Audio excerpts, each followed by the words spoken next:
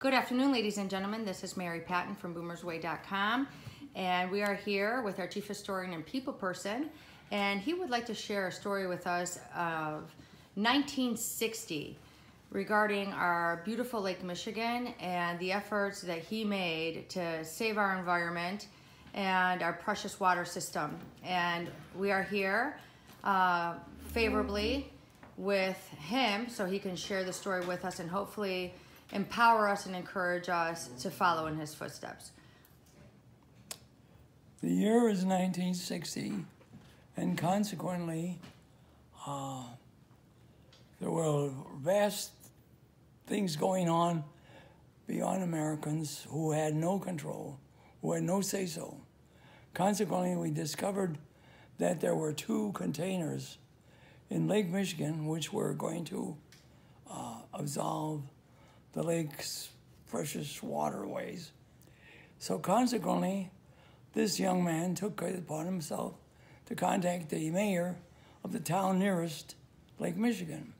And that mayor said, I'm going to get 5,000 jobs here from the government, and I'm not going to mess with this Lake Michigan problem, consequently.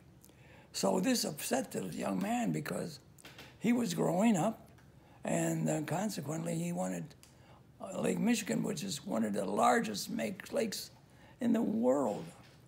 And to him, it was very precious that he could drink nice, clean water from Lake Michigan, which all of us did.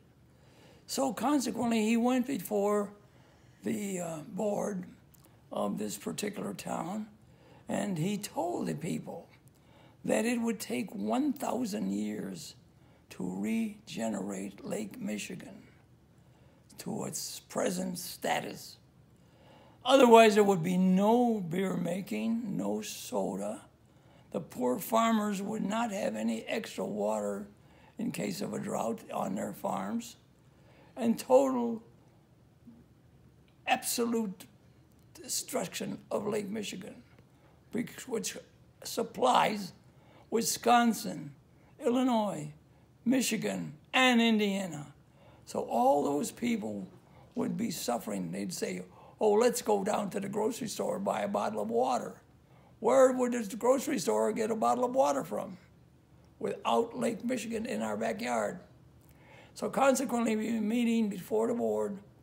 When I mentioned all these zeros, the board ruled out the man in the state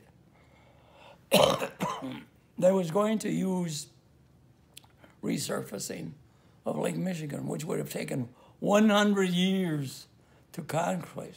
Now, he predicated his knowledge on the fact that in Ohio, they had a similar problem of a small lake where they were throwing old cars, old stoves into it, and made it into a rust bend.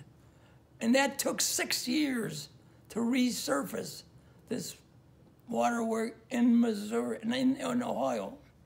So consequently, with his figures, in Lake Michigan would take 100 years. So everybody that was at that meeting would be not even here on Earth anymore. And this young man would not be here anymore. So consequently, he won his problem with redoing Lake Michigan over again. And today, that's why you're drinking all this nice, clean water in Lake Michigan, because of some boy who had the courage to step forward and take on the big politicians. Thank you. Thank you. Thank you so much. Those are such inspiring words. We really are all so very thankful for that. I think that you are definitely a fantastic model for all of us, and we appreciate you taking the time to stress the importance of our precious fresh water, Lake Michigan, in our backyard. We love you and we thank you. Goodbye, everybody.